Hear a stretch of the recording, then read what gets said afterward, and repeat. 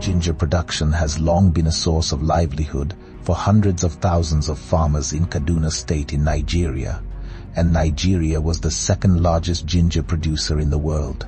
However, in 2023, a widespread outbreak of ginger blight severely affected ginger farms, thereby having negative effects on the yields, incomes, and farmer confidence. The disease spread rapidly throughout the region and beyond. It disrupted the traditional farming systems and exposed major weaknesses in the production systems concerning disease management, soil health, and production practices.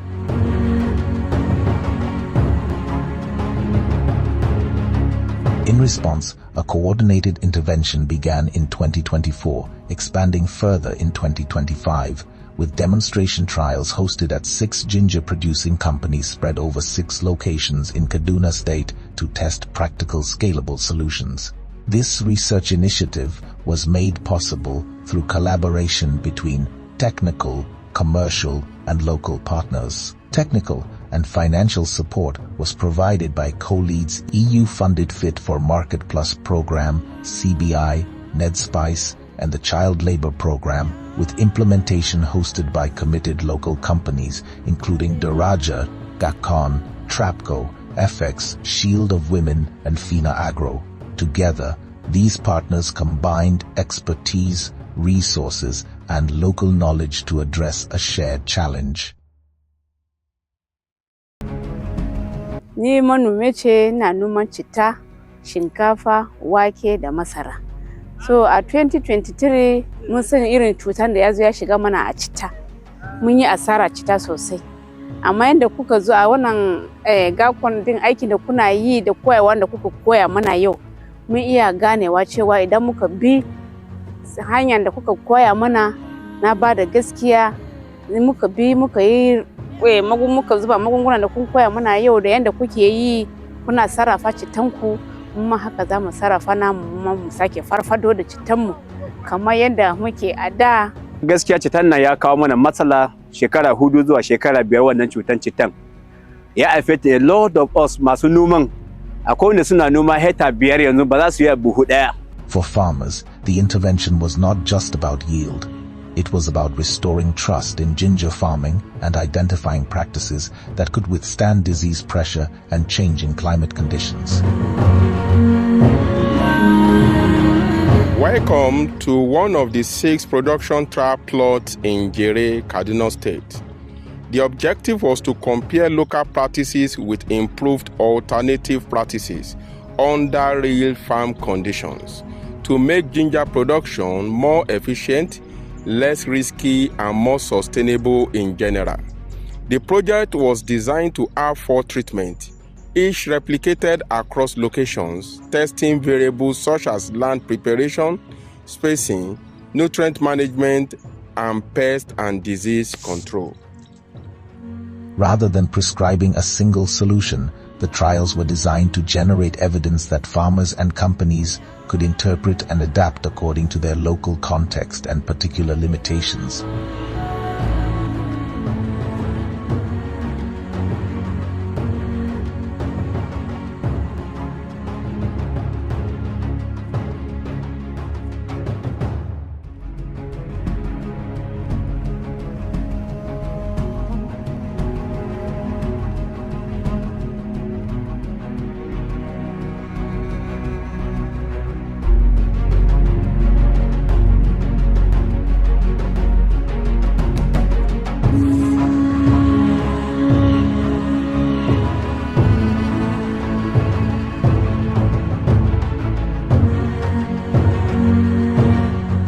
Treatment 1. Local practice control. This treatment mimics the common local farmer practice, often high-density planting on flat ground with irregular spacing. Pest management relied on conventional fungicides, copper plus metalaxyl, and insecticides, lambda-cyhalothrin. While nutrient support combined NPK urea fertilizer with a medium rate of cow manure. Treatment 2. Improved spacing. Treatment 2 is an improved version of Treatment 1. The aim is to have a lower planting density to increase input efficiency. This should reduce competition among plants and lead to higher yields per stand and increased output per rhizome.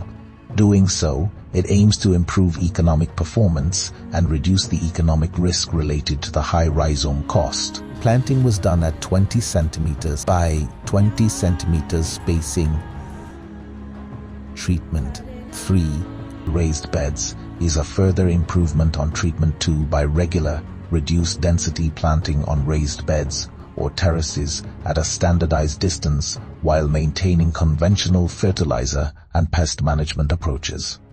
Planting on beds aims to improve drainage to suppress diseases as well as to facilitate access to the crops for improved maintenance.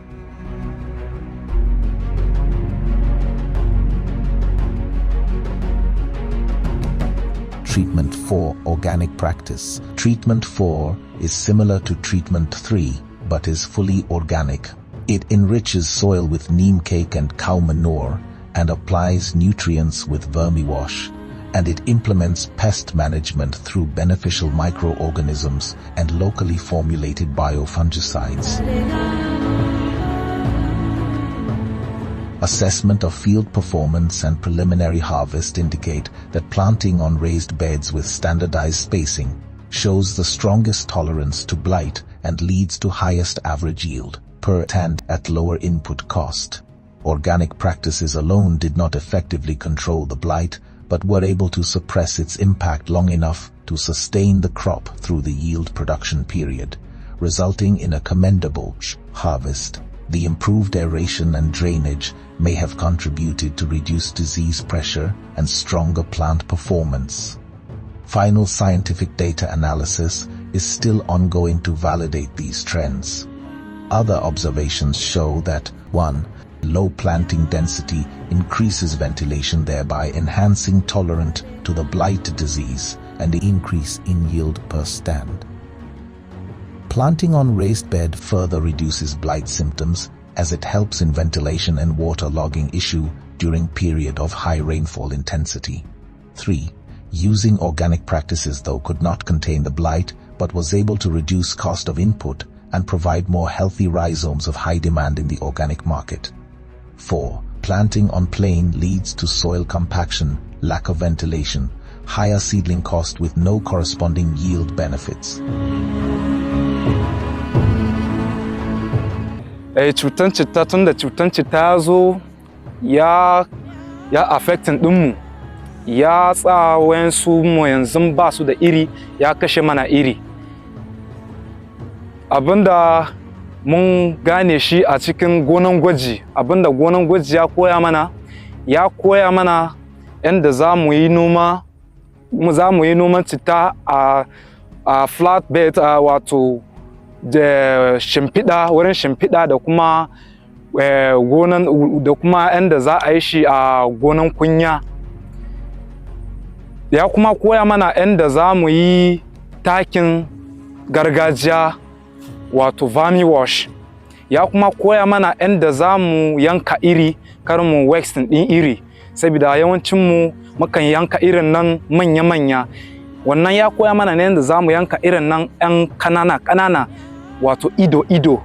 So aikin nan da na zo ina lura da gwanan nan, in duba yanayin tafiyan gwana da kuma yanda gwanan yana girma. And in that aiki din na samu koyarwa da yanda wayanda suka zo shugabanni suna duba wurin nan, suna ba mu lectures na yanda za mu yi amfani da gonakinmu, and kuma definitely I grab more things in that. Kuma ina amfani da shi a gwanana, kuma ina gan cin gaba. The observation I observe in this very project is the raised beds tends to grow well compared to the flat beds. And then again, if you look at the whole the ginger, you observe that the ginger really grown well. There was not that issue of blight, so the farm really did very well. We faced some challenges at the course of this project, some of which include from the farm layout, we we actually encountered some challenge with the local farmers. It was a bit difficult for us to get them to do exactly what we needed them to do on the demo farm, you know, because some of them actually complained they are not used to this kind of farming methods where we were measuring, and then because we wanted to get the farm on a straight line and all that, so it was actually a challenge. And another challenge we faced was when we wanted to set up the vermi wash. The first vermi wash that we did, it did not come out the way we expected, so we had to set up another vermi wash before we got the perfect vermi wash that we needed for the farm. We had a lot of challenges from procuring seedlings. We are not getting it easy. We also had challenges in terms of weeding. Even the organic appliances, we didn't find it easy to secure those organic appliances to be used in the farm. And even the aspect of climate weather changes. Sometimes we experience a lot of issues in shortage of rain. Sometimes it's spent 2 weeks, 3 weeks without rain. So some of the ginger didn't find it easy. So these are some of the few challenges we experienced during the program. Well, of course, we've observed certain challenges in the farm, one of which is the issue of flooding. At some point in September, there was heavy rainfall, and the humidity is high, so it caused a lot of challenges for us to deal with on the farm. And then also again, we were faced with the challenge of ginger blight that we first of all noticed in the farm. Some was severe in some of the practice, while some is mild, and then we had to contain all of that. And then also there's issue of security that is generally here, but in the farm here it was contained, because seed was an issue as at that time to get seed. And then we also were faced with the issue of making beds. Of course, this is a demonstration farm, so everything needs to be accurate and has to follow the protocol, you know, from measuring to the beds, you know. It's quite a challenge. It's quite a challenge. And then also again, one new practice of making organic fertilizer, which is vermi wash. It was really very challenging for us, because sourcing of earthworm, which is one of the critical ingredients for the formation of vermi wash, it was really challenging finding those earthworms, and then of course keeping them alive for the process to be perfect. Of course, some of them died on the way. We had to improvise, and then, you know, it was really a challenge. The trials created shared value, generating practical knowledge for companies while empowering farmers with evidence-based choices.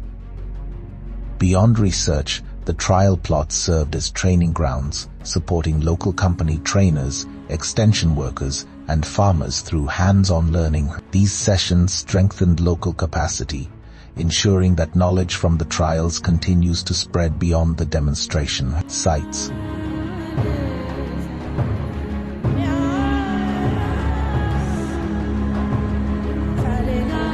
This research demonstrates that managing ginger blight requires collaboration, learning, and adaptation. By combining scientific insight with farmer experience, the initiative lays a foundation for more resilient ginger production today and into the future.